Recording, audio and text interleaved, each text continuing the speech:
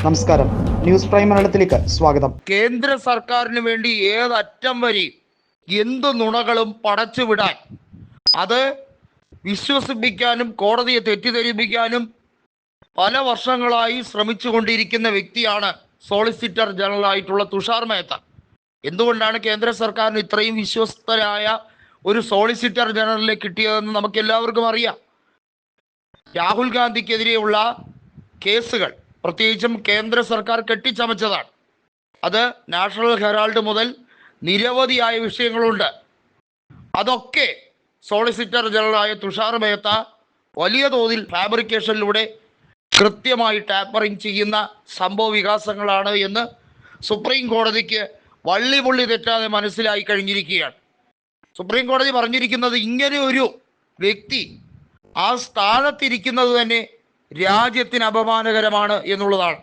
കാരണം അത്രയേറെ ഇദ്ദേഹം ഇലക്ഷൻ കമ്മീഷന്റെ ചെയ്തികളെ ന്യായീകരിക്കാൻ നാട് വിടാൻ ശ്രമിച്ച, അതായത് ഈ രാജ്യത്ത് അറസ്റ്റിലാകുമെന്ന് ഭയന്ന് നാട് വിട്ട രാജീവ് കുമാറിനെ വരെ ന്യായീകരിക്കാൻ ശ്രമിക്കുന്ന തുഷാർ മേത്തെ എന്ത് പേരിട്ടാണ് വിളിക്കേണ്ടത് എന്നുള്ളതാണ് ചീഫ് ജസ്റ്റിസ് ഭൂഷൺ രാമകൃഷ്ണ ഗവായി വ്യക്തമാക്കിയിരിക്കുന്നത്.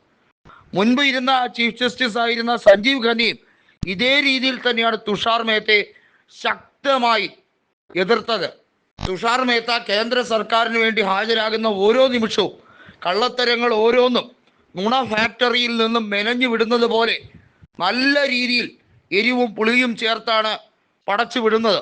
ഇത് കേട്ട് വിശ്വസിക്കാനും ഇതൊക്കെ ദഹിക്കാനും മാത്രം സുപ്രീം കോടതിക്ക് ബുദ്ധിസ്ഥിരത ഇല്ല എന്ന് നിങ്ങൾ വിചാരിക്കരുത് എന്നാണ് കേന്ദ്ര സർക്കാരിനോടും സോളിസിറ്റർ ജനറലിനോടും പറഞ്ഞിരിക്കുന്നത്.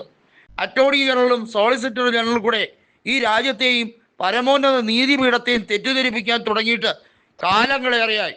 2014 നരേന്ദ്രമോദി അധികാരത്തിൽ വന്നതിന് ശേഷം കോടതിയിൽ നടക്കുന്ന നിയമ പോരാട്ടങ്ങളിൽ പ്രതിപക്ഷം അതിശക്തമായി തന്നെ നീങ്ങുമ്പോൾ അവരെ വീറ്റാക്കാൻ പുതിയ കള്ളക്കേസുകൾ കെട്ടിച്ചമയ്ക്കാനും കേന്ദ്ര അന്വേഷണ ഏജൻസികളെ ദുരുപയോഗിക്കുകയും ചെയ്യുന്ന വിഷയങ്ങളൊക്കെ ഇപ്പോൾ ഹർജികളായി ഓരോന്നും സുപ്രീം കോടതിയുടെ മേശപ്പുറത്ത് വരികയാണ്. നമുക്കറിയാം, BJP നിയമവിരുദ്ധമായി അനധികൃതമായി വലിയ തോതിൽ അവരുടെ ആസ്തി വർദ്ധിപ്പിച്ചത് ഇലക്ട്രൽ ബോണ്ട് വഴി തന്നെയാണ്. ഇലക്ട്രൽ ബോണ്ടിലെ ധനസമാഹരണം ഉൾപ്പെടെയുള്ള കാര്യങ്ങളെ സുപ്രീം കോടതി എതിർക്കുകയാണ് ചെയ്തത്. അത് റദ്ദാക്കുകയും ചെയ്തു.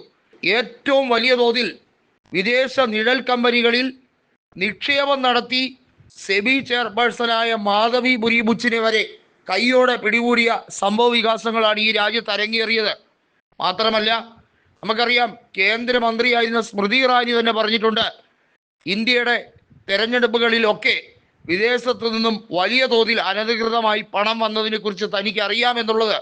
സ്മൃതി ഇറാനിയെ മാപ്പുസാക്ഷിയാക്കിയാൽ പല കേസുകളും തെളിയും എന്ന് തന്നെയാണ് പ്രതിപക്ഷം ഒന്നടങ്കം സുപ്രീം കോടതിയോട് അന്ന് പറഞ്ഞതും. ഇപ്പോഴിതാ വീണ്ടും ബോധ്യപ്പെടുത്തുന്നു. റിസർവ് ബാങ്കിന്റെ ഗവർണറായ സഞ്ജീവ് മൽഹോത്ര പറഞ്ഞ കാര്യങ്ങളും ഇപ്പോൾ ഏറെ പ്രാധാന്യത്തോടെയാണ് ചർച്ച ചെയ്യപ്പെടുന്നത്.